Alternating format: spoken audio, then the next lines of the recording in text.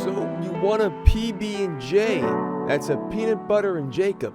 Because where is Jacob these days? Hey guys, I'm TutsByKai, I'm Kai, and today we're back once again taking a look at how I made this cool animated pixel art knight in Aseprite.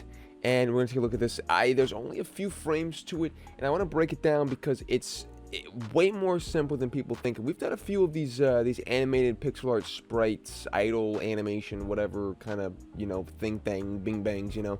But I really want to kind of break it down because it's, again, always the same thing. It starts off with a nice little outline, a nice base of what I want the character to kind of look like, kind of be like. I knew I wanted him to be a bit bulkier, and I knew that I wanted him to kind of be very similarly colored everywhere. I knew that I wanted to like use very limited amount of colors, and I knew I wanted him to be big. That's the only thing that I knew. I didn't want him to be super skinny. I wanted him to be like kind of chunky, and I wanted to use as little colors as possible. So those are the only two things that I had in mind, like going into this, and then things kind of just like, you know, started unfolding as like I went along, you know. So that's like the good part about this.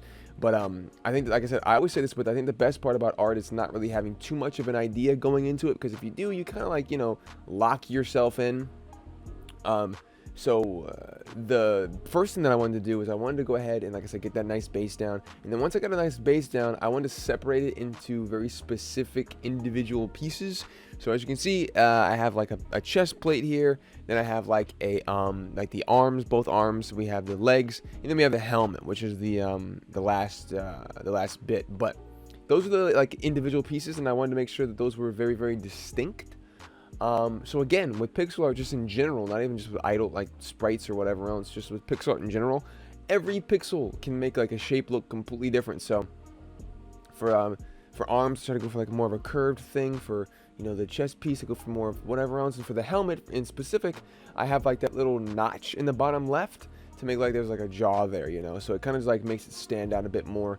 The top left of the head is like, I erased that pixel there, so it's like a little more rounded and whatnot. But it's super specific, like what pixel can change a shape. It's really crazy. So I think the easiest thing to do is just like I said, just go and just paint some stuff. Just throw some pixels down and go, yep, put that there, boom, kind of just like go crazy with it, and then erase the pixels you don't really want and put the pixels down you need, which I think is the best and most like creative way to do this. With color, like I said, I didn't want to go too crazy. I didn't even want to really put highlights on it. I wind up putting highlights on it in the end though, but I wanted to kind of stick with the grayish theme, and I thought about doing like some sort of head inside of the helmet or whatever else, but I just went with the solid black dark color. But again, like I said, I've been doing this thing recently where I've tried to use as least amount of colors as possible in a piece, which I think is really cool, because sometimes we get like, you know, sometimes we get bogged down with color. And I'm not saying using color is a bad thing, like using a bunch of colors is a bad thing, a bunch of different whatever shades or tones is a bad thing. But you know, sometimes I want to get back to basics. There's very few colors in this little knight guy here. I also, while I was doing this, I struggled a bit. You'll see a bit later. I struggled a bit with deciding what I wanted to do with the cape, because he has a little cape, and I didn't know how I wanted to animate it, and I couldn't figure it out. So I decided just to kind of leave it the way that it is, because I thought it was looking too extra.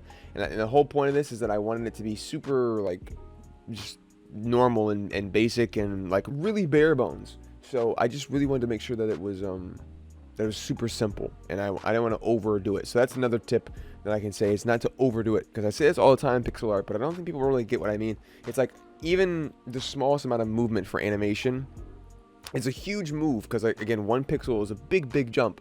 It's very noticeable.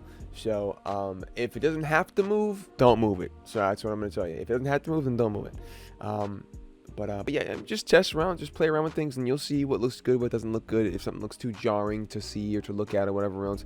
And sometimes the best thing to do is literally not even to like move a pixel. Sometimes the best thing you can do is change the color of a pixel to make it look like it's moved, or it's like, you know, moving around a little bit, or like at all, you know. The shape doesn't have to change, but the colors can. The colors can make a huge difference as well.